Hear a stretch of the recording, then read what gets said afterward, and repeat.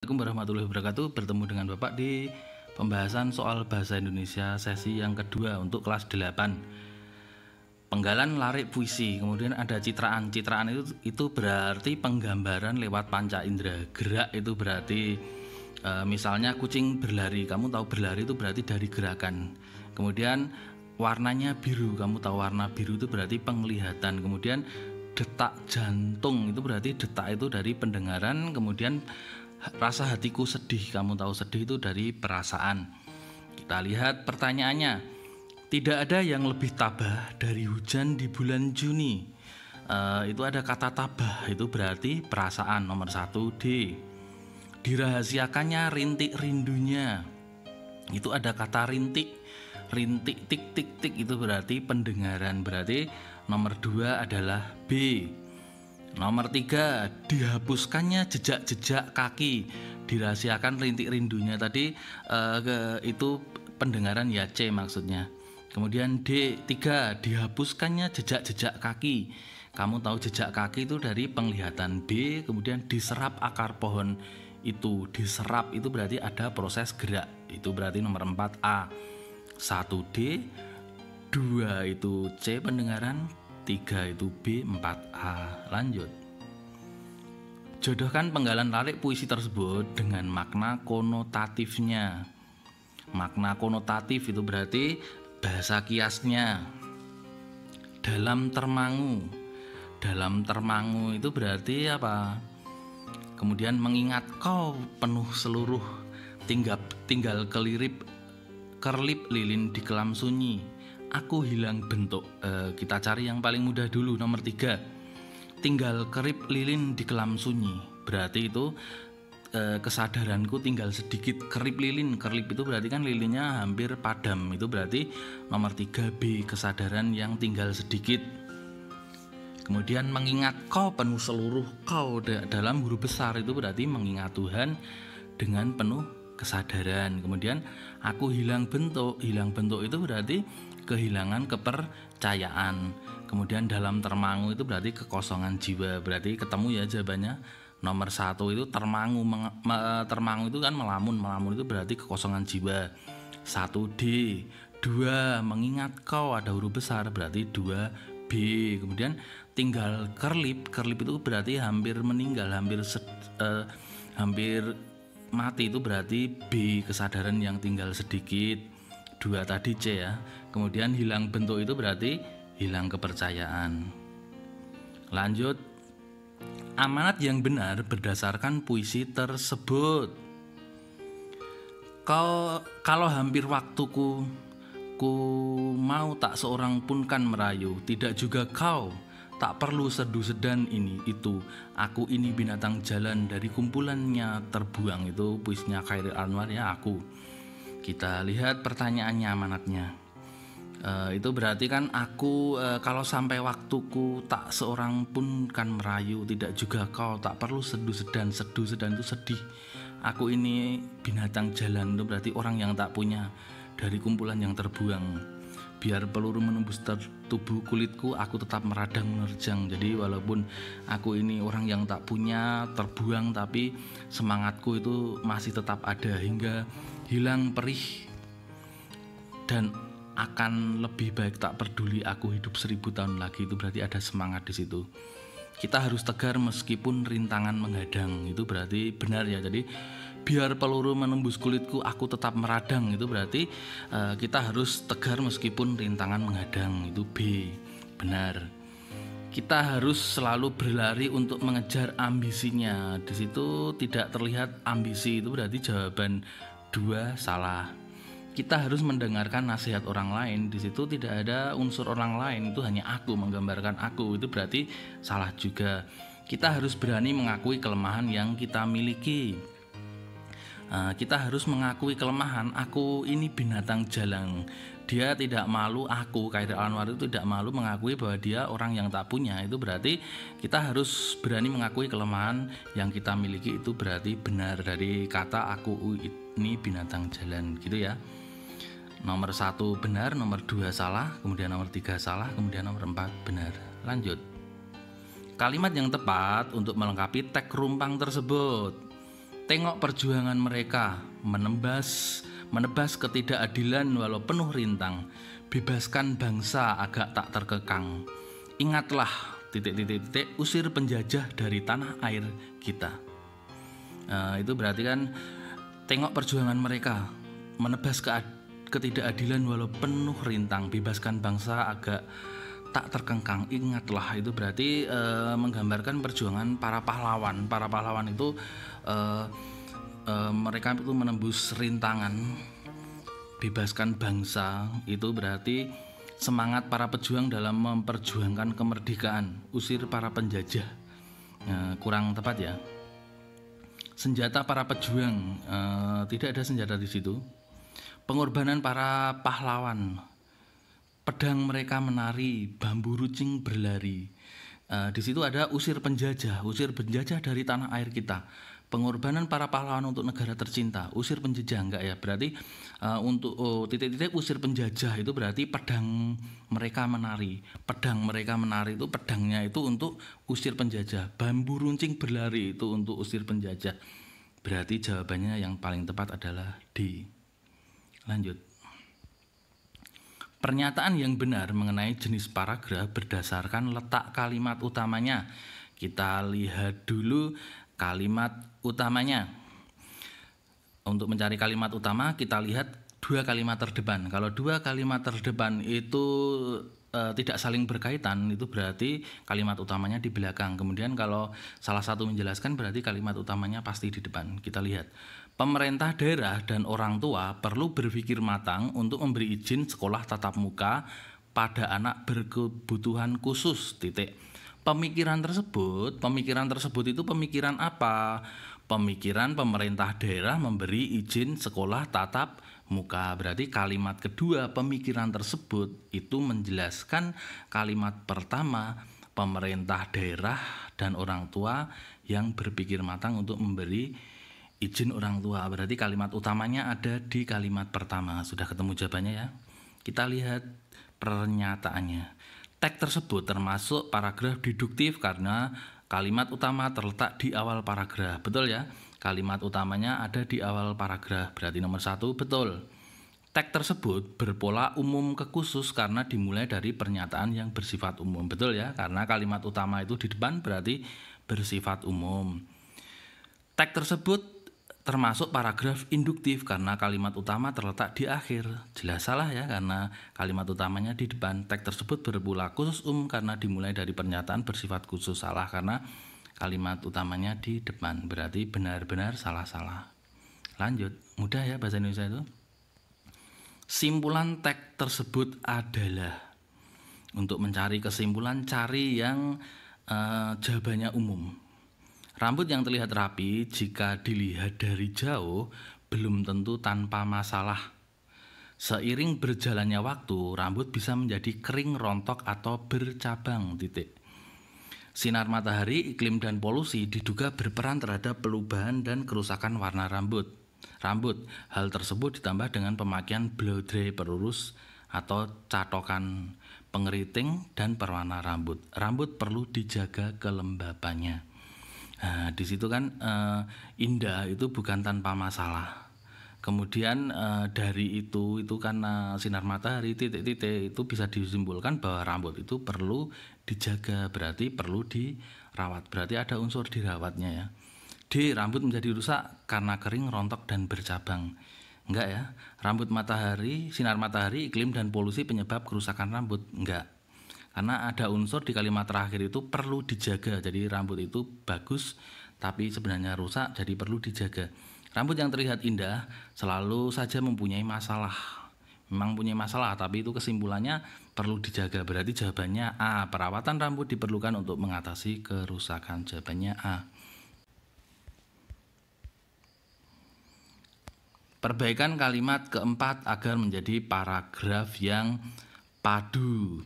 Sampah sudah berserakan di mana-mana. Bahkan kini sampah tersebut telah menggunung dan menimbulkan bau yang tidak sedap. Banyak orang yang tidak memperdulikan sampah tersebut. Banjir disebabkan karena sampah yang menumpuk. Itu kan yang pertama membahas tentang sampah, kemudian yang kedua membahas tentang sampah yang bau, kemudian yang ketiga orang tidak memperdulikan sampah, kemudian keempat itu malah membahas banjir. Akibatnya banyak orang yang terkena dampak, yaitu terkena penyakit yang berasal dari bakteri, itu tidak ada hubungannya dengan banjir. Berarti nomor 4 itu tidak padu, berarti diganti dengan sampah yang menggunung akan hilang. Nah, hilang itu berarti nomor 5 akibatnya banyak yang terkena dampaknya, itu enggak ya. Tong sampah sebaiknya diletakkan, itu berarti kan membuat bersih, itu berarti sambungannya orang terkena dampaknya nomor 5 itu kan enggak nyambung. Akibatnya sampah-sampah itu tersebut tidak ada yang membersihkan, itu bukan berarti jawaban yang paling tepat. Sampah dapat menjadi sarangnya berbagai penyakit berbahaya, akibatnya banyak orang yang terkena dampaknya, itu berarti jawabannya D. Lanjut, perbaikan kalimat tidak efektif pada teks tersebut adalah kita lihat itu dengan begitu metabolisme, itu berarti yang ada metabolismenya. Institute of Medical Food Nutrition Board mengajarkan asupan air putih minumlah ketika bangun.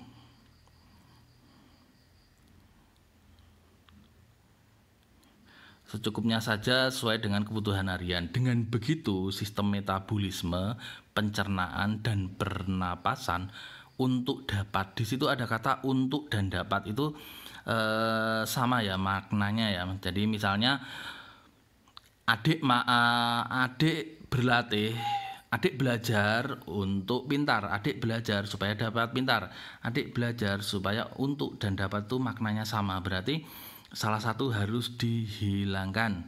Sekarang kita lihat jawaban D. Dengan demikian sistem metabolisme, pencernaan dan pernapasan untuk berfungsi sebagaimana mestinya. Untuk berfungsi itu tidak tepat ya, harusnya kan dapat, berarti jawaban D salah. Dengan demikian begitu, dengan demikian begitu, itu malah ada tambahan begitu, itu berarti juga salah. Oh ya, tadi kalimat pertama kan dengan demikian begitu, itu juga tidak tepat ya, berarti harus dihilangkan. B. Dengan demikian sudah benar ya.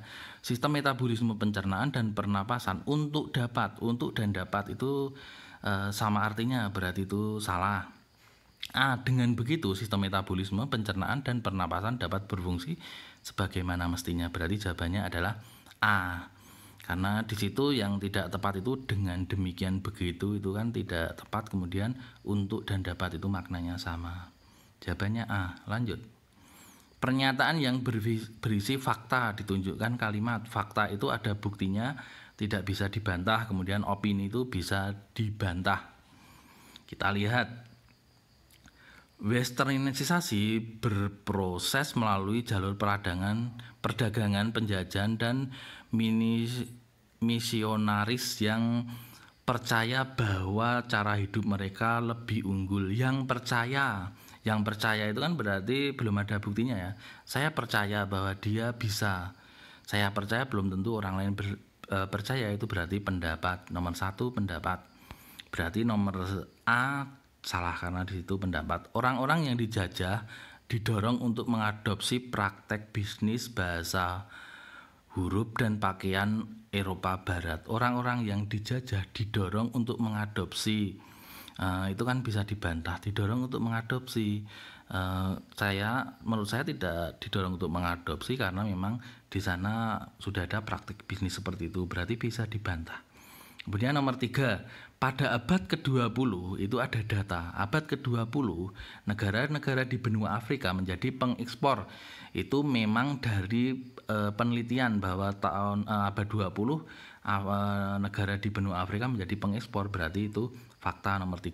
4, film musik dan mode mereka ambil dari Asia dan Amerika. Pada abad 20 itu berarti bisa ngomong bahwa film musik dan mode mereka ambil itu berarti dari penelitian, yaitu berarti jawabannya 3 dan 4. Lanjut.